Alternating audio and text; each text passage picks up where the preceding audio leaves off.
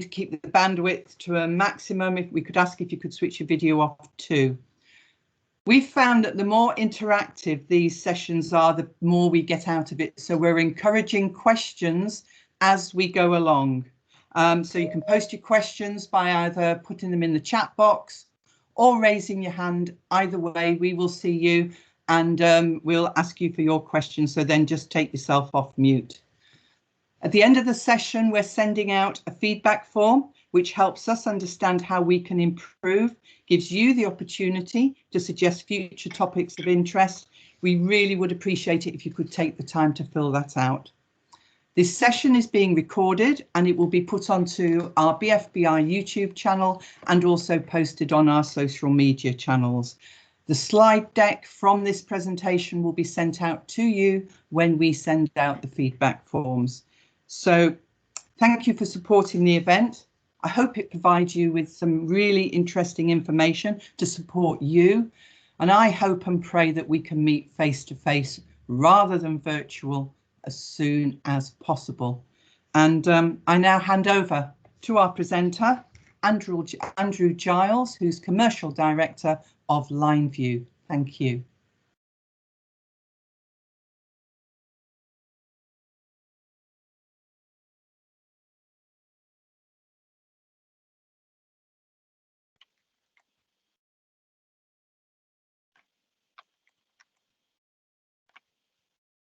Yes, good morning, everybody, and thanks, Ruth, for the handover.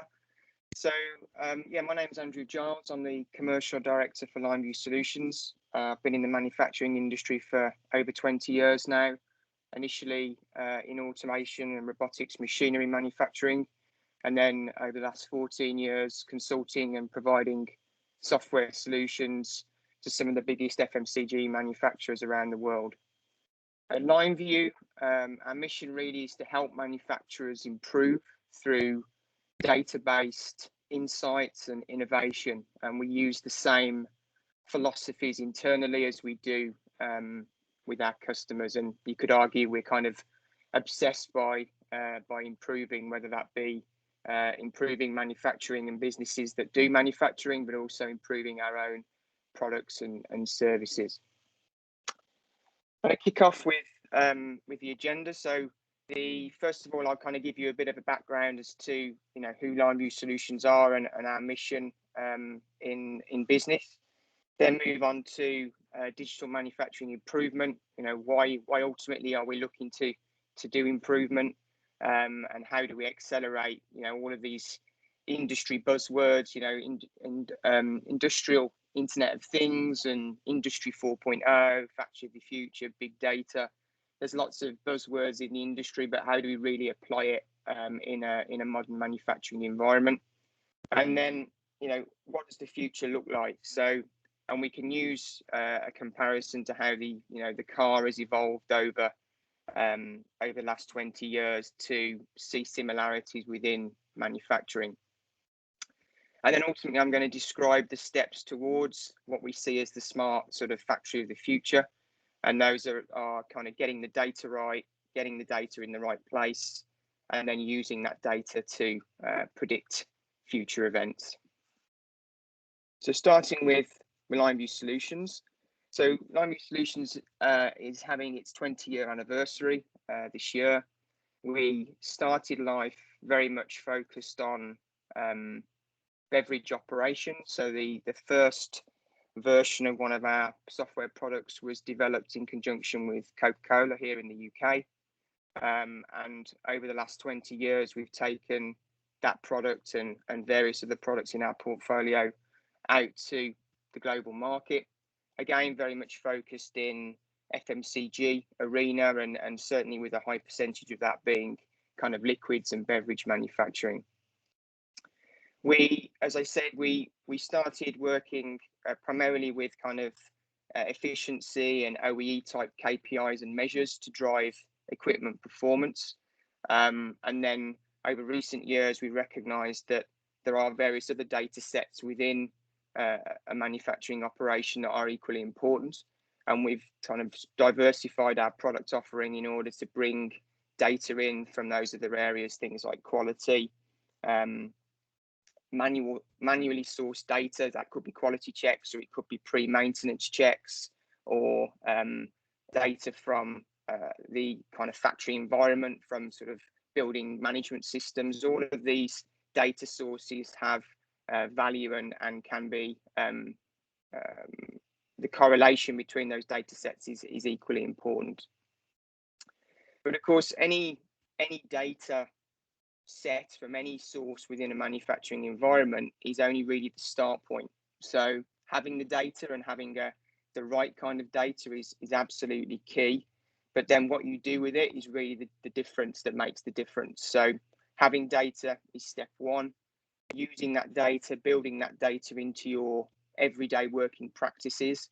There shouldn't be data that you employ a data cruncher to sit in a room and analyze the data and then come to meetings and say, this is what I found. There should be data that is used within morning meetings, within routines like short interval control, shift handovers, to really measure and drive the decision making that you're doing within those various routines, within your daily practices. And we have a mantra here at Lineview that is information. So the information is the data, and it needs to be accurate. It needs to be both in real time and also strategic, so sort of trending and longer term analysis.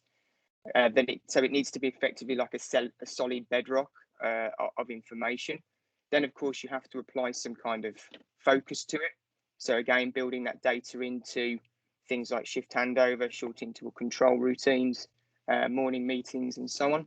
And then by taking that information, applying focus to it, ultimately the outcome of that is to take some kind of action. And those actions, of course, can be measured and can be verified as to how effective they've been.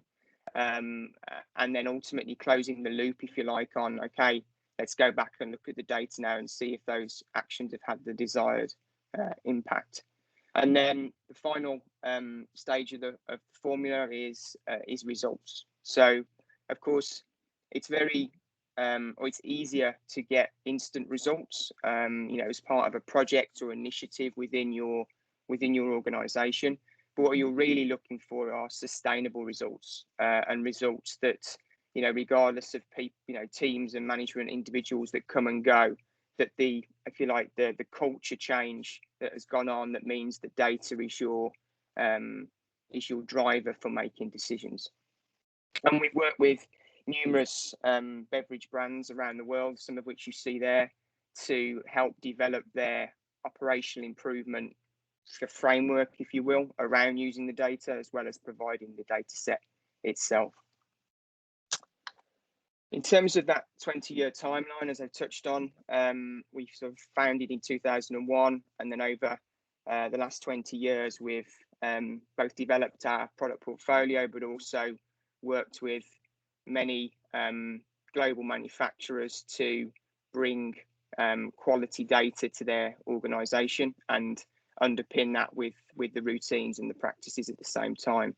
And as we stand today, we have installations from as far east as Japan through to Mexico and South America in the west, and that's around 400, I think it's around 500 production lines as we stand today. So we kind of have a reasonable experience now of different cultures and different processes, and that only strengthens our ability to support manufacturers, large and small.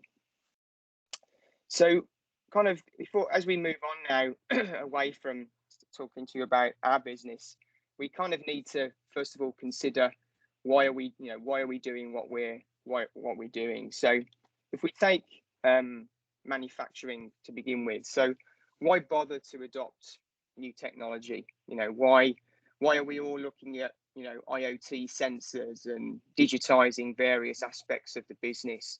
Ultimately, we're doing that because we believe that's what's required in order to improve.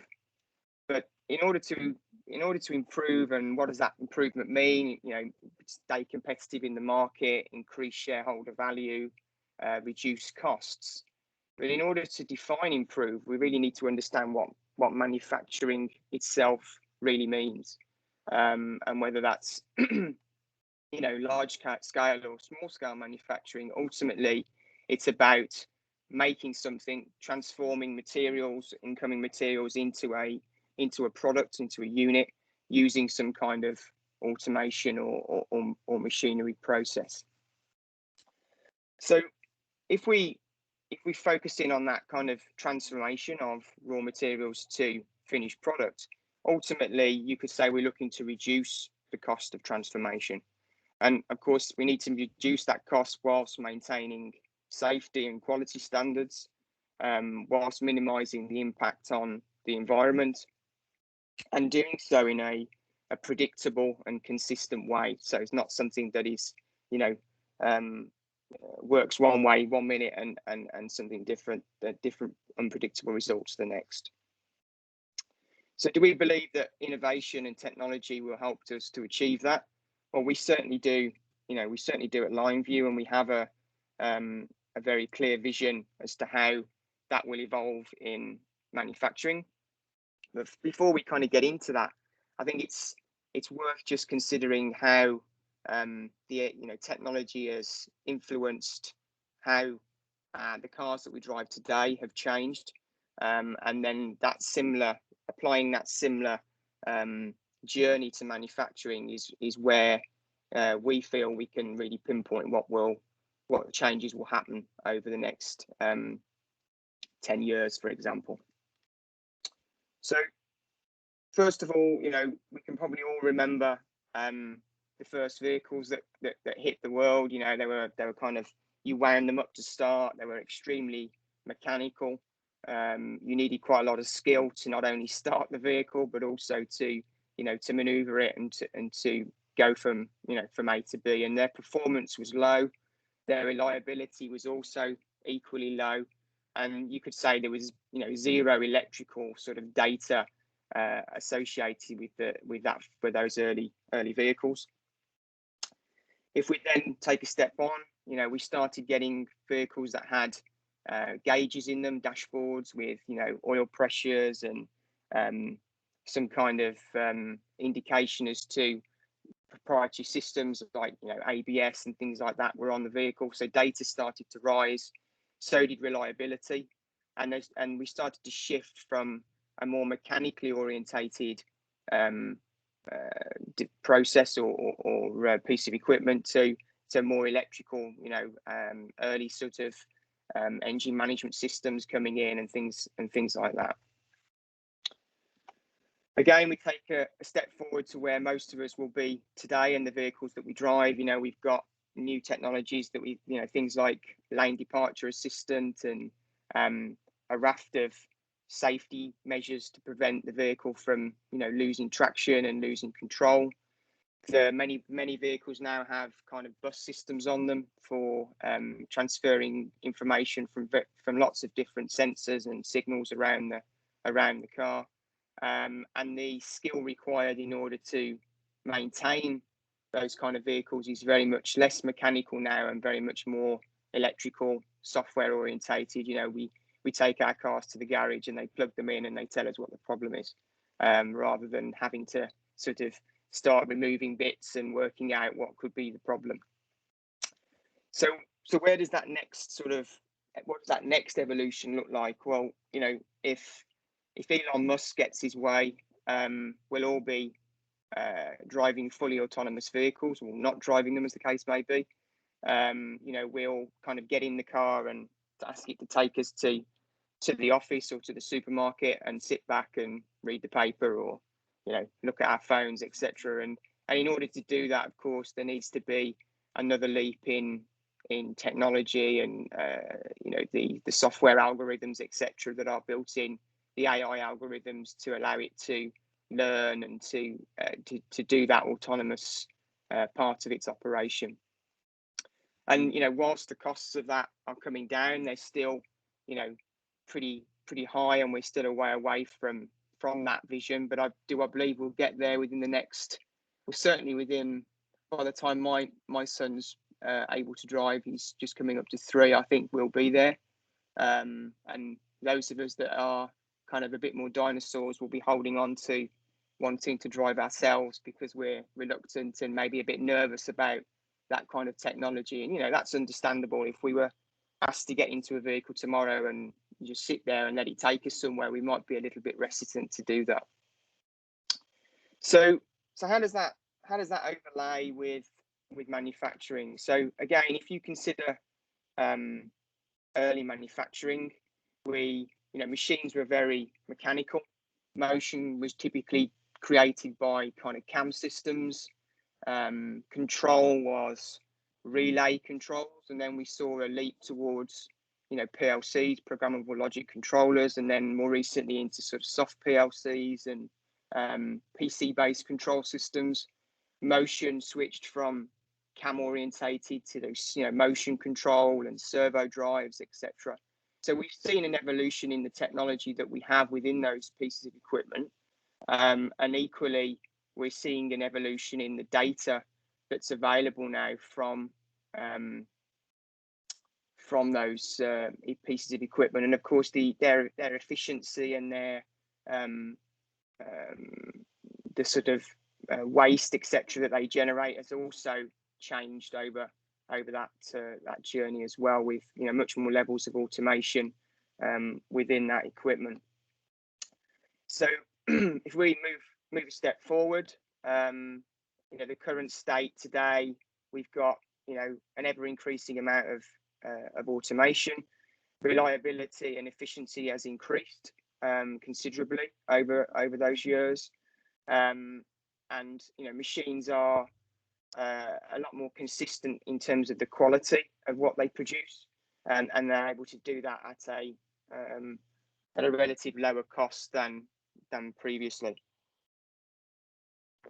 So a bit like the autonomous car, what does the future hold? So at Lineview, we believe that the future is a high degree of autonomy.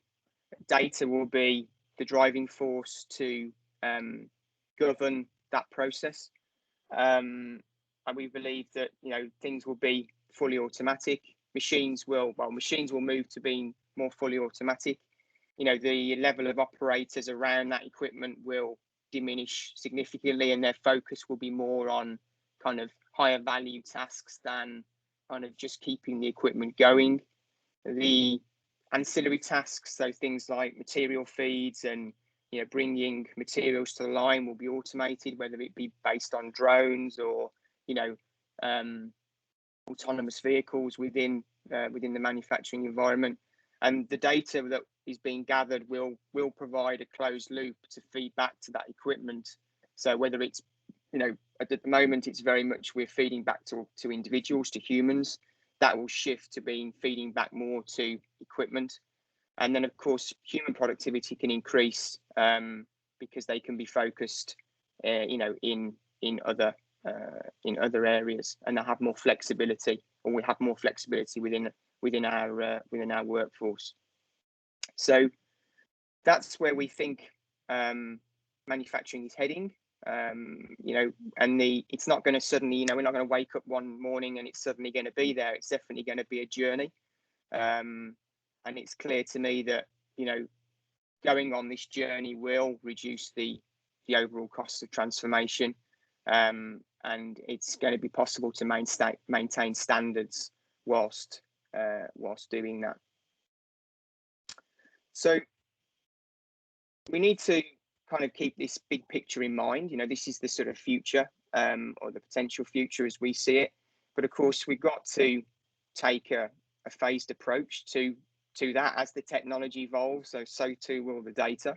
And we at Lineview have kind of really consolidated what we think those steps are to move towards that sort of fully autonomous future. So if we take those steps now, you know, step one is clearly about getting the data right. So understanding what you have within your factory now, and, you know, keeping that future vision in mind about, you know, effectively reducing the cost of transformation. So you need to be collecting the right data at the right resolution, and, you know, getting that data from the right areas to give you that big picture view. Traditionally, data is very historic. So, what happened yesterday, what happened in the previous shift. There will be a shift more towards much more forward-focused data, understanding what's happening now and what's going to drive or what's going to impact the performance of the operation in the next period, the next shift, the next hour, etc. We need to then get that data in the right place. So, it's no good having that data being crunched in a system and then the people around that operation cannot access it. They cannot access it in a timely manner. So it's about getting the data at the right time, in the right place for someone to act on it, essentially, and presenting it in a way that is efficient to analyze and ultimately to be clear on what action should be taken in order to improve the area of focus. And then ultimately, how do we use that data now to predict the future? We're going to move from descriptive analytics where we manually review data and we make a decision from it to prescriptive and predictive analytics, so we can anticipate issues before they occur.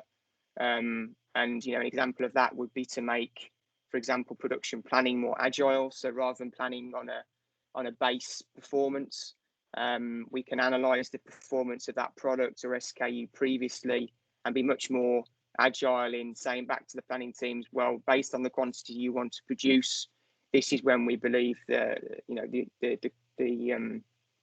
order will be fulfilled effectively, based on understanding how that has run previously and also obviously the current performance of the line when running that product or SKU. So if we get into getting the data right, first of all, we need to understand current state. We need to look at making that data more real time and giving kind of causal drill down to the data to really drive down to as close to root cause of the issue as possible. But ultimately, you'll also have pre-existing systems. So what data do you have within those systems and what is possible to get data from those systems rather than kind of reinventing the wheel, so to speak. Step 2, getting data in the right place. So I've talked about, it needs to be both real time and historical. It needs to be contextual so that you can, draw correlations between different data sources. How does the temperature of the factory and the environment affect the performance of, a labeler on line 1? And that data, by feeding that data up into the cloud, we can then we'll have a much more freedom of access because it's not behind some business's firewall, but also we can leverage the investment that people like Microsoft and other providers have really put into machine learning algorithms and AI to really utilize that technology, but within a manufacturing environment. And we'll see some examples of how we're starting to do that later on in the presentation. So if we first consider, what does steps 1 and 2 really look like, and how do we get there? So in order to achieve steps 1 and 2, we kind of we are advising our customers to consider this model of the factory of the future. And this principle is all about having best-in-class applications for the various data sources or various processes within a manufacturing operation. So that might be an OEE or line performance monitoring system. It may be a quality system, process control, energy monitoring. These are just some examples. And whilst there may be a need for some transactional interface between those systems, so those grey lines that you see on the chart, on the diagram there, that's really just to only required between systems. You don't need to connect everything to everything at this stage. So the beauty of this kind of approach, and it's kind of, some of our customers talk about it as being boutique versus beast. If you go down the route of having one huge database and you want to replace or take a part of that database away and replace it with something that is now far better in the market, it's very difficult to do that and unpick that kind of framework. And so effectively the cost or the barrier to exit is much higher than having this kind of application-based approach. So if you go with this approach and you get those various systems feeding into the cloud with their individual databases, but having having that data in a contextualized way with common lookups and ID structures, you can then start to get real insight from that data. So we're currently, a lot of systems in the market will present a series of dashboards and reports for you to analyze, but ultimately the future is using that data to drive predictive analytics to enable processes, whether they be more human orientated initially or later more automated, to take that data and to effectively direct where people should focus, rather than relying on users to look at graphs and charts and user interfaces and make decisions themselves based on their training and based on the skills that they've been given about how to interpret that system. So at Lineview, we've really broken that down into 4 segments, that factory of the future vision. So we've broken it down into, first of all, efficiency, which is all about getting the data, automated data from equipment. So, whether that be measures like OEE, mean time between failure, all those kind of typical measures. And of course, there are various other features that can support the gathering of that kind of data. So line balance optimization, video integration to pinpoint sporadic issues, focusing on CIP processes, other parameters associated with the system. So all of that kind of data can be brought in associated with how well the process runs. And then you've got more manual data. So DigiView being ability to gather data from quality checks or pre-maintenance checks or cleaning inspections. So anything that is captured manually can be inputted, whether it be a value or a multiple choice type question, and fed into alongside that efficiency data. Those 2 areas then feed the cloud and ultimately this more strategic view of how is my performance operating across my enterprise, across lines that run the same sort of products, and how do I draw insights from that and drive predictive focus and alerts and notifications to my my personnel within the operation. And then of course the practice is making sure that people are using the data and understand how to use that data within their daily routines to help govern the process. So that's our kind of vision or our approach within our product portfolio, and we believe that's driving us towards what we call step 3, which is being able to predict the future. And if we break that step 3 down, we can say we need the right data at the right time in the right place to be able to take the right actions. But we are even if we have that today, we are not yet at that sort of fully autonomous level. So we can kind of break that down now and look at, well, what are we doing today and what would that look like in the future instead. So if we take the data piece first, we need to have like a paradigm shift in data use. So yes, we need the right data at the right time in the right place, but we need to be able to act on it immediately.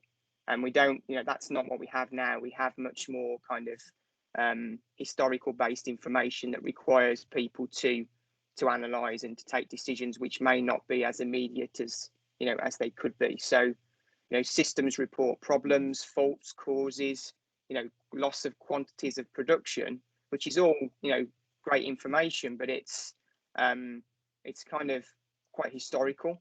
and the reports that are done are, what happened yesterday, what was the output in the last 24 hours or the last shift.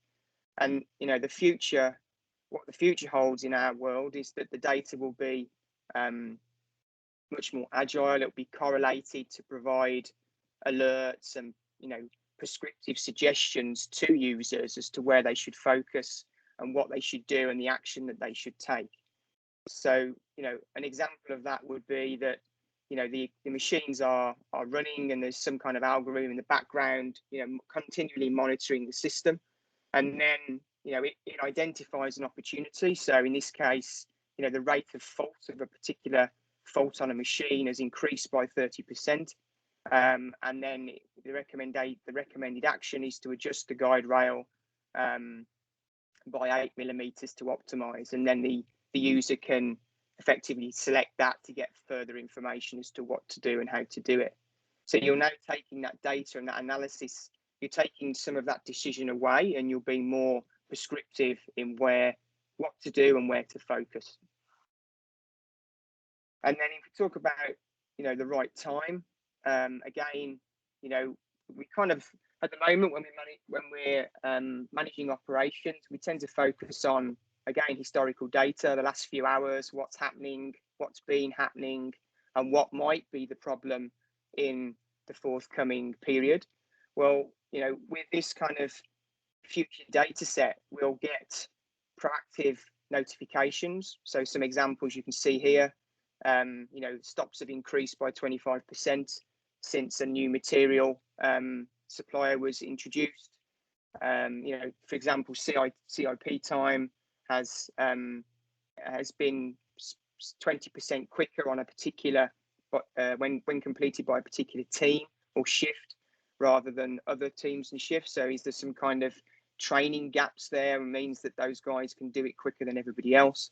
So all these kind of insights will be offered or be able to be offered rather than a human having to do that analysis manually and establish that for themselves, which we all recognize that we only have so much time in the day to do that kind of thing.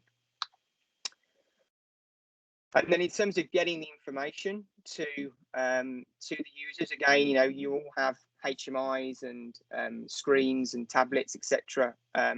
Within your organization, but typically data is presented by static displays on PCs and those HMIs. So the future is about getting that information to people, whether it be their smartphone, on a tablet, so that they have the information, they have the notification directly to them, rather than having to choose to go and have a look at the screen or have a look at the reports that have been generated to see what's happening.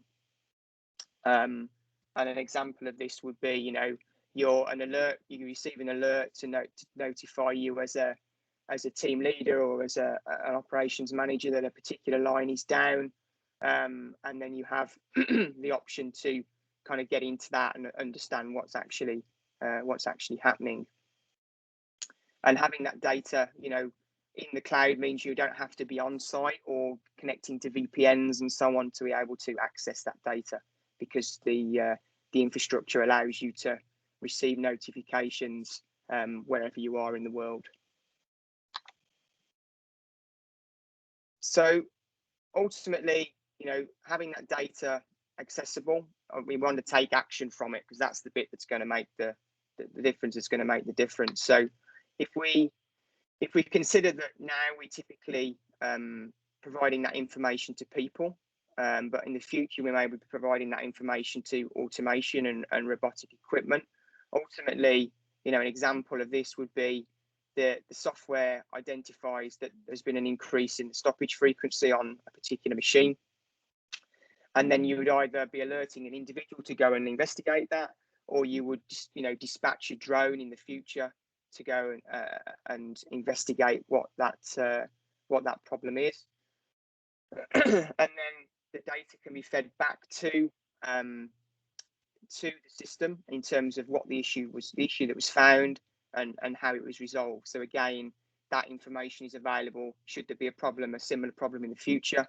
Obviously, that data in terms of the resolution can be fed again proactively to the system. So I kind of want to leave you with a couple of areas of where we're applying this technology. So the first of those would be a rate of fault indicator. So we're taking this sort of standard OEE data and performance data that we've been collecting for 20 odd years now, and using that within predictive analysis, or applying predictive analysis to that, to identify when machines are stopping more frequently than the norm, so to speak, and alerting users on to that effect, so that they effectively have, again, the right data at the right time in the right place. And the second one of those is in CIP processes. So we have a system now called CIP, or Clean in Place Monitor, and again, that's all about breaking down the CIP process, visualizing that, the various stages of the cleaning cycle, and allowing that kind of real-time and post-event optimization. So again, providing the right data at the right time in the right place.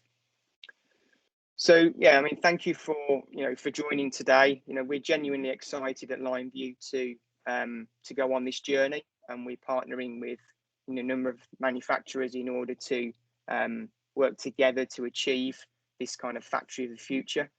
Yeah, and if things that I've said today resonate with you, then by all means feel free to get into contact with me or some of my team, and we can discuss further how we might be able to help you on your journey towards the factory of the future. Thank you. Thank you, Andrew. Just before anybody else pops in with some questions, I've been sent some questions beforehand. Andrew, one of the questions that I've received is, how would you make use of existing systems with this new data technology that you're putting forward? Yeah, so for me, when you're looking at existing systems, of course, you've got to understand what you currently have, the resolution of data that exists within that system, and really break down, is it tactical data? Is it more strategic data? Does it give me the information I need to take action ultimately? And if it doesn't, then it may need some further improvement, or some additional systems to interface with it in order to sort of enrich the data that system has within it. But certainly step one would be to understand effectively what you have there, and how it can add value to your organization. Right, another question: how do you convert traditional KPIs and measures into a more insight form, predictive data? Yeah, so metrics like OEE and line efficiency, they kind of lag KPIs. So it's about understanding historical performance, if you like, and they kind of summarize what's happened in the past. And for years, Lineview and other sort of systems out there have presented data to users to allow them to effectively do descriptive analytics. So look at that data, manually assess it, and make some, take some action as a result of that. And ultimately, by feeding that same data into kind of predictive analytics engines, if you like, within a sort of cloud environment, we can learn from past events, because they have happened. They do have a source of information, but ultimately switch from using that data to learn to predict the future. And an example of that would be the agile planning approach. So most businesses out there are planning based on a certain throughput capability, and now we can say, well, based on the performance of the product in the last 2 hours, then you're not going to finish your plan at the allotted time expected. But by building in the predictive analytics on how that product has run in the past, we can give a measure of, well, actually, based on history, based on the volume that you want to run on the line you want to run it on, we expect the planned output, the planned capacity to be complete by this point. So that suddenly gives planning teams much more flexibility on maximising the throughput plans for their organisation. Thanks. And a question here, which is more sort of people driven, is our operational teams might not trust AI. How do we convince them?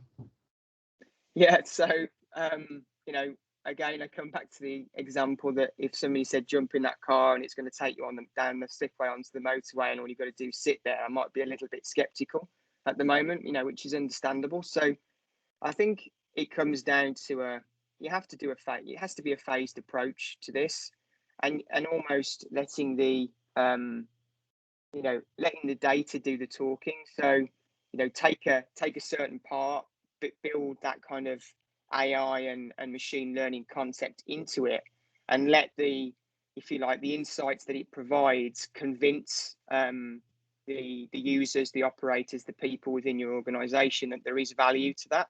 And then, of course, that will feed the energy, that will feed the, the return on investment to continue down that road. But it's certainly not a flicking a switch and saying, right, you just got to trust this now and crack on kind of thing. It's definitely going to be I would definitely sort of recommend a phased approach. Thank you, Andrew. Any more questions from anybody else?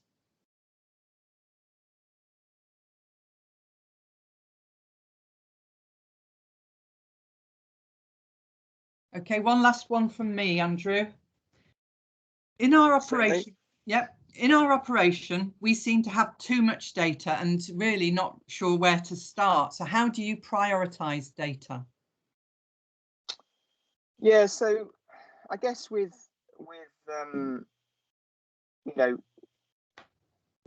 data, it's all about I don't think you can have too much data, put it that way. I think it's about understanding which bits are adding value and which bits aren't, and how do I analyze that data or can I analyze that data efficiently in order to take action? And if you have data that you've got all these numbers and metrics and so on a screen, but you really can't determine how to take action, then honestly the data's pointless. So I kind of would break it down into, okay, which area am I going to focus on? Does the data that I've got for that area give me the insight that I'm expecting? And if it doesn't, honestly, you need to make some changes because it's kind of pointless. And once assuming you do find the data or some data that gives you insight for a particular area, that will also obviously identify the gaps in that, and whether you can improve that gap or reduce that gap through working with the equipment provider of the data, or whether you need to seek support elsewhere. It's all about turning that data into action for me. And if you can't do that, then you need to focus on getting the data that allows you to do that. And I would focus in on a particular area. So that could be how well is a particular production line operating. Could be starting with OEE, drilling down through losses into which machines are my biggest contributor, to what faults on those machines are my biggest contributor to the overall line performance. And if you can't do that in a sort of cascaded way, then you need to invest in systems that will give you that data, because that will feed the return on investment, and it will feed the process of evolving towards that factory of the future. Thanks, Andrew. Right, if there are no other questions, then I'm going to thank Andrew and Lineview for presenting today, and reminding everybody you will receive the slide deck The recordings will be made available on YouTube through our social media channels. And also, Andrew, I'm just going to voice this one on you. We found that FAQs given out as well. So those questions that we've asked, if it's possible for you to just draft some answers, and we'll send the FAQs out as well. Sure. No Yeah. problem. So thank you all for joining us, and hope to see you soon in the flesh. Let's Indeed. roll on. June the 21st, big party day, I think. So thank you very much and goodbye. Thanks, Andrew. No problem. Thank you.